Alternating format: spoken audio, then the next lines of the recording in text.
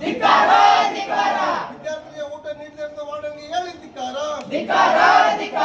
ವಿದ್ಯಾರ್ಥಿಗೆ ಊಟ ನೀಡದಂತ ವಾರ್ಡನ್ಗೆ ಹೇಳಿ ಧಿಕ್ಕಾರ. ಬೇಕೇ ಬೇಕು, ಬೇಕೇ ಬೇಕು. ಮಾಡಿ ಅಂತ ಹೇಳಿದೀವಿ ಅಂತಾರೆ. ವೆಕೆಟ್ ಮಾಡಿ ಅಂತ ಹೇಳಿದಾರ. ವೆಕೆಟ್ ಮಾಡಲ್ಲ ಅಂತಾನೆ ಇಟ್ಕೊಳ್ಳೋಣ, ಬಟ್ ಊಟ ಕೊಡ್ದಿರಾ ಇವ್ರನ್ನ ಇಡಿಸ್ಕೊಂಡ್ರೆ ಮಕ್ಕಳನ್ನ ಯಾರು ಹೊಣೆ ಸರ್? ಏನಾದ್ರು ಹೆಚ್ಚು ಕಮ್ಮಿ ಆದ್ರೆ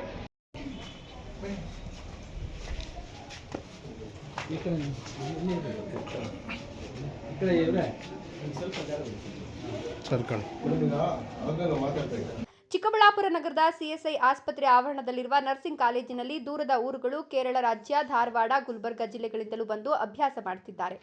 ಅವರಿಗೆ ಹಾಸ್ಟೆಲ್ ವ್ಯವಸ್ಥೆ ಕಲ್ಪಿಸಿ ಅವರಿಂದ ಶುಲ್ಕ ವಸೂಲಿ ಮಾಡುತ್ತಿರುವ ಆಡಳಿತ ಮಂಡಳಿ ಹೆಣ್ಣುಮಕ್ಕಳಿಗೆ 3 ದಿನಗಳಿಂದ ಊಟ ಕೊಡುತ್ತಿಲ್ಲ. ಉಪನ್ಯಾಸಕ ಅನಿಲ್ ಎಂಬಾತ ಕುಡಿದು ಬಂದು ಹೆಣ್ಣುಮಕ್ಕಳಿಗೆ ಮನಬಂದಂತೆ ಕಿರುಕುಳ ಕೊಡೋದು ಮಾಡುತ್ತಿದ್ದಾರೆಂದು ಮಾಹಿತಿ ತಿಳಿದ ಎನ್ಎಸ್ಯುಐ ವಿದ್ಯಾರ್ಥಿ ಸಂಘಟನೆ, ಯುವ ಕಾಂಗ್ರೆಸ್ ಮುಖಂಡರು ಸ್ಥಳಕ್ಕೆ ತೆರಳಿ ವಿಚಾರಣೆ ಮಾಡಿದಾಗ ಅಲ್ಲಿ ವಿದ್ಯಾರ್ಥಿಗಳಿಗೆ ನಡೆಯುತ್ತಿರುವ ದೌರ್ಜನ್ಯ ಹೊರಗೆ ಬಂದಿದೆ. ಪೋಷಕರು ಬಂದು ಆಡಳಿತ ಮಂಡಳಿ ವಿರುದ್ಧ ಆಕ್ರೋಶ ಹೊರಹಾಕಿದ್ದಾರೆ. ಇನ್ನು ಇದನ್ನೆಲ್ಲ ಪ್ರಶ್ನಿಸಿದ ಯುವ ಕಾಂಗ್ರೆಸ್ ಜಿಲ್ಲಾಧ್ಯಕ್ಷ ಕುಬೇರ ಹಚ್ವು ಕೂಡಲೇ ಕ್ರಮಕ್ಕೆ ಒತ್ತಾಯಿಸಿದ್ದಾರೆ.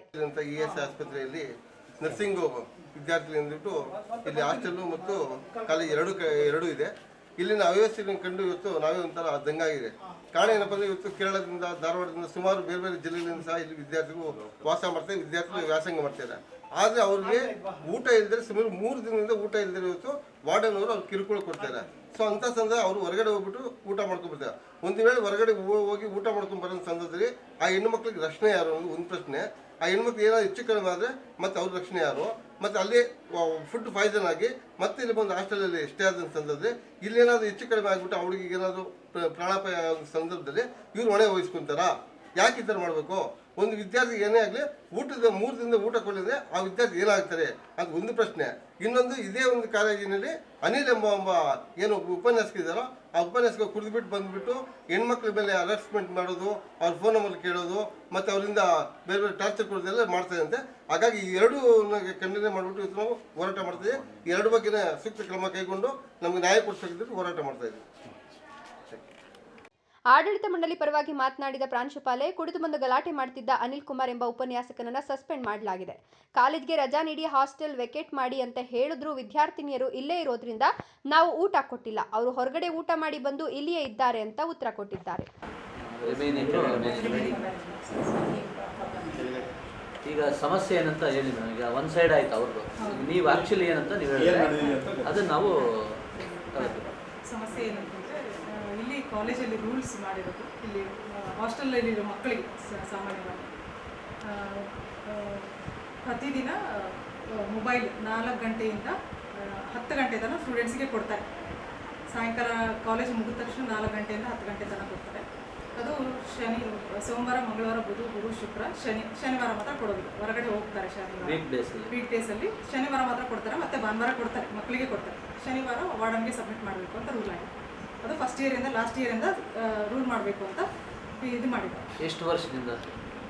ರೀಸೆಂಟಾಗಿ. ಅದಕ್ಕಿಂತ ಮುಂಚೆ ಕೂಡ ಇತ್ತು, ಬಟ್ ಅವರು ಪೇರೆಂಟ್ಸ್ ಎಲ್ಲ ಹೇಳಿಬಿಟ್ಟು ಬೇಡ ನಮ್ಮ ಮಕ್ಕಳಿಗೆ ಕೊಟ್ಬಿಡಿ ಅಂತ ಹೇಳಿದ್ರಿಂದ ಹಾಗೆ ಲಾಸ್ಟ್ ಮೀಟಿಂಗಲ್ಲಿ, ಪೇರೆಂಟ್ಸ್ ಮೀಟಿಂಗಲ್ಲಿ ಆಗಿರೋದು, ಆಯಿತು ನಮ್ಮ ಮಕ್ಕಳಿಗೆ 4 ಗಂಟೆಯಿಂದ 10 ಗಂಟೆ ತನಕ ಕೊಡಿ, ಪರವಾಗಿಲ್ಲ ಅಂತ ಹೇಳಿದ್ರು.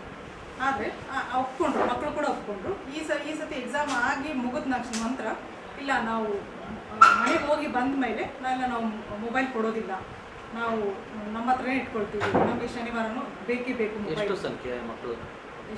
ಎಷ್ಟು ಸಂಖ್ಯೆ? ಬರೀ 7 ಜನ ಮಕ್ಕಳು ಮಾತ್ರ ತಿರುಗಿ ಬಿದ್ದಿರೋದು. Out of 47 only? ಹೌದು, ಔಟ್ ಆಫ್ 40 ಇಲ್ಲ, ಅದರಲ್ಲಿ ಸ್ವಲ್ಪ ಜನ ಮಾತ್ರ ಹಾಸ್ಟೆಲಲ್ಲಿ ಇರುತ್ತೆ. ಅದರಲ್ಲಿ ಹಾಸ್ಟೆಲ್ ಏಟ್ಸ್ ಎಷ್ಟು ಜನ ಇದ್ದಾರೆ? ಹಾಸ್ಟೆಲ್ ಏಟ್ಸು ಒಂದು 12 ಜನ ಇದ್ದಾರೆ. 12 ಜನರಲ್ಲಿ 3 ಜನ ಕೊಡ್ತೀವಿ ಅಂತ ಹೇಳಿದ್ದಾರೆ, 7 ಜನ ಕೊಡೋದಿಲ್ಲ ಅಂತ ಹೇಳಿದ್ದಾರೆ. ಆ ಥರ ಅವರು ಕೊಡೋದಿಲ್ಲ ಅಂತ ಹೇಳಿರೋ ಮಕ್ಕಳು ಇವ್ರು ಏನು ಹೇಳಿದ್ದಾರೆ ಅಂದರೆ, ವಾರ್ಡನ್ ಅವರು, ನೀವು ಕೊಟ್ಟಿಲ್ಲ ಅಂದರೆ ಹಾಸ್ಟೆಲಲ್ಲಿ ಇರಬೇಡಿ, ಎಲ್ಲರೂ ಯಾವ ಥರ ಕೊಡ್ತಿದ್ದಾರೋ ಆ ಥರ ಕೊಡಿ, ಇಲ್ಲಾಂದರೆ ಹಾಸ್ಟೆಲ್ ವೆಕೇಟ್ ಮಾಡಿ.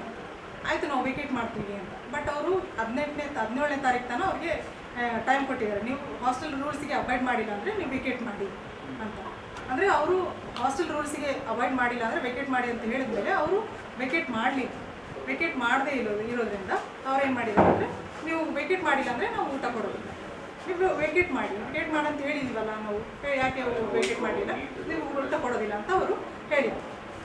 ಹಂಗಾಗಿ ಅವರಿಗೆ ಊಟ ಕೊಡ್ತಿದ್ರೆ ಅವರು ಹೊರಗಡೆ ಹೋಗಿ ಊಟ ಮಾಡಿ ಬಂದಿದ್ದಾರೆ. ಇದು ನಡೆದಿರೋದು. ಈಗ ಮೇಡಮ್, ಮಕ್ಕಳು ತಪ್ಪು ಮಾಡೋದು ಸಹಜ.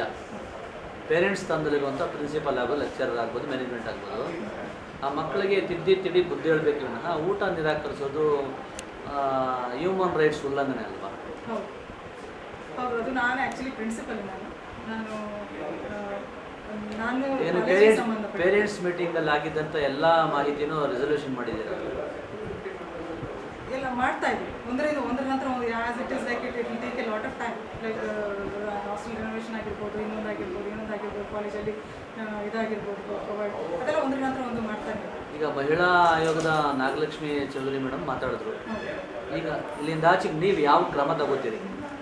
ಇಲ್ಲಿಂದ ಆಚೆ ನಾವು ಏನೇನು ನಮ್ಮ ಗಮನಕ್ಕೆ ಬಂದಿದೆಯೋ, ಯಾವ್ಯಾವ ಸಮಸ್ಯೆಗಳು ಗಮನಕ್ಕೆ ಬಂದಿದೆಯೋ ಅದನ್ನು ಒಂದರ ನಂತರ ಒಂದು ನಾವು ಬಗೆಹರಿಸ್ತೀವಿ ಅಂತ ನಾವು ಮಾತು ಕೊಡ್ತೀವಿ. ಆಮೇಲೆ ಮಕ್ಕಳಿಗೆ ಅವರು ಒಂದು ವೇಳೆ ನಿಜವಾಗ್ಲೂ ಅವರು ಕಾಲೇಜಿಗೆ ರೂಲ್ಸಿಗೆ ಅಬೈಡ್ ಮಾಡೋಕ್ಕೆ ಇಷ್ಟ ಇಲ್ಲ ಅಂತಂದರೆ ಅವ್ರ ಪೇರೆಂಟ್ಸ್ನ ಕರೆಸ್ಬಿಟ್ಟು ಒಂದು ವೇಳೆ ಅವರು ಕೂಡ ನಮ್ಮ ಮಕ್ಕಳಿಗೆ ಕೊಟ್ಬಿಡಿ ಮೊಬೈಲ್, ಪರವಾಗಿಲ್ಲ, ನಮ್ಮ ಮಕ್ಕಳು ಜೊತೆನೇ ಇರಲಿ, ನಮಗೆ ಮೊಬೈಲ್ ಇದ್ದರೂ ಪ್ರಾಬ್ಲಮ್ ಇಲ್ಲ ಅಂತ ಹೇಳಿದ್ರೆ ನಾವು ಮೊಬೈಲ್ ಕೊಡೋಕ್ಕೂ ರೆಡಿ.